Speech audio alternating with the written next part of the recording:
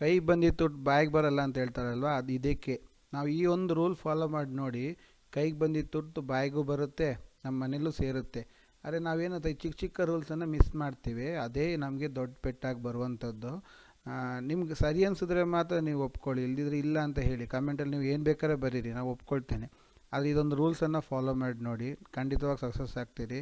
ಅದು ನೋಡಿ, ಈ ವಿಷಯ ಏನಂತ ಹೇಳಿದ್ರೆ, ನಮಸ್ತೆ ಫ್ರೆಂಡ್ಸ್, ಎಲ್ಲರಿಗೂ ಇವತ್ತು ಎಜುಕೇಷನ್ ವಿಡಿಯೋಗೆ ಸ್ವಾಗತ. ಇವತ್ತೊಂದು ಸಕ್ಸಸ್ಫುಲ್ ಟ್ರೇಡರ್ ಆಗಲಿಕ್ಕೆ ನಮ್ಮ ರೂಲ್ 4 ಏನು ಹೇಳುತ್ತೆ ಅಂತ ನೋಡೋಣ. ಯಾಕೆಂದರೆ ಇದು ರೂಲ್ ಸುಮ್ಮನೆ ಮಾಡಿದ ರೂಲ್ ಅಲ್ಲ, it is a practical experience. Practical ಎಕ್ಸ್ಪೀರಿಯನ್ಸಲ್ಲಿ ಅನುಭವಿಸಿ ಮಾಡಿದಂತಹ ರೂಲು. ಈ ರೂಲನ್ನು ಫಾಲೋ ಮಾಡಿ ನೋಡಿ, ನೀವು ಸಕ್ಸಸ್ ಆಗಲಿಲ್ಲ ಅಂತ ಹೇಳಿದ್ರೆ ಅದು ಬೇರೆ ಯಾವುದೇ ಕಾರಣದಿಂದ ಆಗಿರ್ಬೋದು, ಬಿಟ್ಟು ಟ್ರೇಡಿಂಗಿಗೆ ನಿಮ್ಮ ಮೈಂಡ್ಸೆಟ್ಟಿಂದ ಅಲ್ಲ. ಮೈಂಡ್ಸೆಟ್ ಕರೆಕ್ಟ್ ಇದ್ದರೆ ಮಾತ್ರ ಮನಿ ಸೆಟ್ ಆಗುತ್ತೆ. ಸೊ ಅದಾಗಬೇಕಂತೇಳಿದ್ರೆ ನೀವು ರೂಲನ್ನು ಕರೆಕ್ಟಾಗಿ ಫಾಲೋ ಮಾಡಬೇಕು. ಸೊ ಏನದು ರೂಲ್ಸ್ ಅಂತ ನೋಡೋಣ. ಫಸ್ಟ್ ಆ್ಯಂಡ್ ಫಾರ್ಮೋಸ್ಟ್ ನೋಡಿ, ನಾವು ಯಾವುದೇ ಎಂಟ್ರಿ ತೊಗೊಬೇಕಾದ್ರೂ ನಾವು ಚಾಟ್ ಪ್ಯಾಟ್ರನ್ ಅಥವಾ ಯಾವುದೋ ಒಂದು ಸೆಟಪ್ ಇರುತ್ತೆ, ನಮಗಾಗುವಂಥ ಒಂದು ಸೆಟಪ್ ಇಟ್ಟಿರ್ತೀವಿ.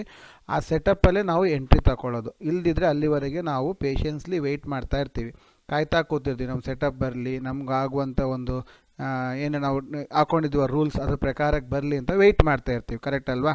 ಸೊ ಅದು ಬರಲಿಲ್ಲ ಅಂತ ಹೇಳಿದ್ರೆ ನಾವು ಯಾವುದೇ ಕಾರಣಕ್ಕೂ ನಾವು ಎಂಟ್ರಿ ತಗೊಳ್ಳಲ್ಲ. ಯಾಕೆಂದರೆ ತಗೊಂಡ್ರೆ ಅದು ರ್ಯಾಂಡಮ್ ಟ್ರೇಡ್ ಆಗುತ್ತೆ. ರ್ಯಾಂಡಮ್ ಟ್ರೇಡ್ ನಾವು ಮಾಡೋದಿಲ್ಲ.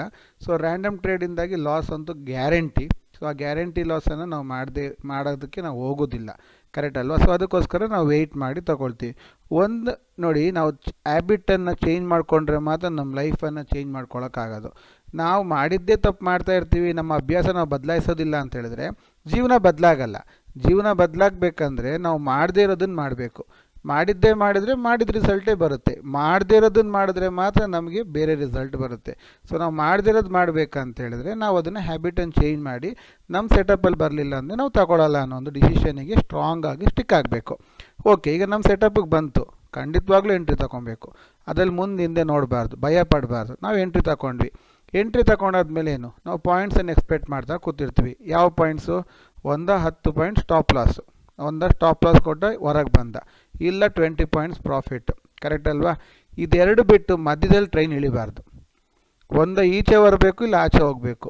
ಮಧ್ಯದಲ್ಲಿ ಟ್ರೈನ್ ಇಳಿದ್ರೆ ಏನಾಗೋಗುತ್ತೆ ಅಂತ ಹೇಳಿದ್ರೆ ನಾವು ತಿರ್ಗಾ ಟ್ರ್ಯಾಪಿಗೆ ಸಿಕ್ಕಾಕೊಳ್ತೀವಿ. ನಾವು ಬರೋದು 10 ಪಾಯಿಂಟ್ ಸ್ಟಾಪ್ ಲಾಸ್ ಕೊಡ್ಲಿಕ್ಕೆ ರೆಡಿ ಇದ್ದೀವಿ, ತಿರ್ಗಾ ಅದರಲ್ಲಿ ಒಂದು 2-3 ಪಾಯಿಂಟ್ ಉಳಿಸೋಕ್ಕೆ 8-7ಕ್ಕೆ ಸ್ಟಾಪ್ ಲಾಸಲ್ಲಿ ಹೊರಗೆ ಬರೋದು.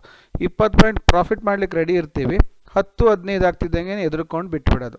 ಸೊ ಇದೆರಡು ಮಾಡೋದ್ರಿಂದ ಏನಾಗುತ್ತೆ ಅಂತ ಹೇಳಿದ್ರೆ ನಾವು ಫುಲ್ಲಾಗಿ ಕೈಗೆ ಬಂದಿತ್ತು ತುತ್ತನ್ನು ಬಾಯಿಗೆ ತಗೊಳ್ಳೋದಿಲ್ಲ, ಕರೆಕ್ಟ್ ಅಲ್ವಾ? ಅದಕ್ಕೆ ನಾವು ಸ್ಟಿಕ್ ಆನ್ ಆಗಬೇಕು. ಸೊ ಸ್ಟಿಕ್ ಅಂದರೆ ಸ್ಟಿಕ್ ಅದರಲ್ಲೇ ಕೂತ್ಕೊಬೇಕು, ಯಾವುದೇ ಕಾರಣಕ್ಕೂ ಅಲ್ಲಾಡಬಾರ್ದು. ನೋಡಿ, ನಾವು ಸ್ಟಾಪ್ ಲಾಸ್ ಕೊಟ್ಟರು ಅಥವಾ ನಾವು ಟಾರ್ಗೆಟೇ ತಗೊಂಡ್ರು ಅದಕ್ಕೊಂದು ಹೆಮ್ಮೆ ಇರಬೇಕು. ಏನು, ಈಗ ನೋಡಿ, ಮಿಲ್ಟ್ರಿ ಅವರಾಗಲಿ ಜೀವದಾನ ಮಾಡಲಿಕ್ಕೆ ಅವ್ರು ರೆಡಿ ಇದ್ದಾರೆ. ಆದರೆ ಜೀವದಾನಕ್ಕೊಂದು ಬೆಲೆ ಇರಬೇಕು, ಕರೆಕ್ಟಾ?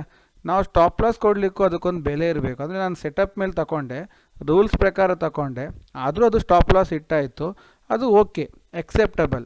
ನಾವು ಯುದ್ಧಕ್ಕೆ ನಿಂತಿದ್ದೀವಿ, ಶತ್ರು ಸೈನ್ಯದವ್ರೇನೋ ಮಾಡಿದ್ರು, ಹೋದ್ವಿ, ಜೀವ ಬಿಟ್ವಿ ದೇಶಕ್ಕೋಸ್ಕರ, ಒಪ್ಕೊಬೋದು. ಅದು ಬಿಟ್ಬಿಟ್ಟು ಏನೇನೋ ಚಿಕ್ಕ ಚಿಕ್ಕ ಜಗಳ ಮಾಡ್ಕೊಂಡು ಜೀವ ಬಿಡ್ಲಿಕ್ಕೆ ಆಗಲ್ಲ, ಕರೆಕ್ಟ್ ಅಲ್ವಾ? ಅದೇ ರೀತಿ ಟಾರ್ಗೆಟಿಗೆ ಅಂತ ಕೂತ ಮೇಲಿಂದ ಟಾರ್ಗೆಟ್ ಅಚೀವ್ ಮಾಡಲೇಬೇಕು. ಅದ್ರಲ್ಲಿ ಮಧ್ಯದಲ್ಲಿ ಇಳಿಬಾರ್ದು. ಹೋಗುತ್ತೆ, ಕಾಯುವ. ಹೆಂಗೂ ನಾವು ಲಾಸಿಗೆ ರೆಡಿ ಇದ್ದೀವಿ ಅಂದಾಗ ಪ್ರಾಫಿಟಿಗೂ ರೆಡಿ ಇದ್ದು ಕೂತ್ಕೊಬೇಕು, ಕರೆಕ್ಟ್ ಅಲ್ವಾ? ಆ ಒಂದು ಮೈಂಡ್ಸೆಟ್ ಇದ್ದರೆ ಮಾತ್ರ ಆಗೋದು. ನಮ್ಮ ಸೆಟಪ್ ಮೀರಿ ಅದು ಎಷ್ಟು ಬೇಕಾದರೂ ರ್ಯಾಲಿ ಕೊಡಲಿ, ನಾವು ಆ ಕಡೆ ತಲೆ ಹಾಕಿಯೂ ಮಲಗಲ್ಲ, ಅದು ನಮ್ಮದಲ್ಲ, ಕರೆಕ್ಟಾ? ಈ ಒಂದು ಮೈಂಡ್ಸೆಟ್ಟಲ್ಲಿ ಕೂತ್ರೆ ನಮ್ಮ 4ನೇ ರೂಲಲ್ಲಿ ನೀವು ಪಾಸ್ ಆಗ್ತೀರಿ. ಏನದು? ರೂಲ್ 4ಅಲ್ಲಿ ಸ್ಟಾಪ್ ಲಾಸು, ಇಲ್ಲ ಅಂದರೆ ಟಾರ್ಗೆಟ್, ಎರಡರಲ್ಲಿ ಒಂದೇ ಆಗಬೇಕು. ಮಧ್ಯದಲ್ಲಿ ಇಲ್ಲ, ಬಂದರೆ 10 ಪಾಯಿಂಟ್ ಹೋಗಬೇಕು, 20 ಪಾಯಿಂಟ್ ಬರಬೇಕು, ಇಷ್ಟೇ. ಅದು ಬಿಟ್ಟು ಬೇರೆ ಆಲೋಚನೆ ಇಲ್ಲ. ಈ ರೀತಿ ಒಂದು ಮೈಂಡ್ ಸೆಟ್ಟಿಂಗು ಮತ್ತು ಆಪ್ಷನ್ ಬೈಯಿಂಗಿಗೆ ನೀವು ಸ್ಟಿಕ್ ಆನ್ ಆದರೆ ನಿಮ್ಮನ್ನು ತಡಿಲಿಕ್ಕೆ ಯಾರಿಂದನೂ ಸಾಧ್ಯ ಇಲ್ಲ.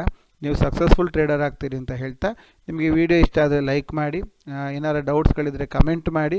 ನಮ್ಮ ಕೋರ್ಸ್ಗೆ ಸೇರಬೇಕಂತಿದ್ರೆ ಬನ್ನಿ, ನಮ್ಮೊಟ್ಟಿಗೆ ಕೋರ್ಸಿಗೆ ಸೇರಿ ಟೆಲಿಗ್ರಾಮ್ ಲಿಂಕ್ಗೆ ಜಾಯ್ನ್ ಆಗಿ ಅಂತ ಹೇಳ್ತಾ ಇವತ್ತಿನ ವಿಡಿಯೋ ಕಂಪ್ಲೀಟ್ ಮಾಡ್ತಾಯಿದ್ದೀನಿ friends. Thank you very much.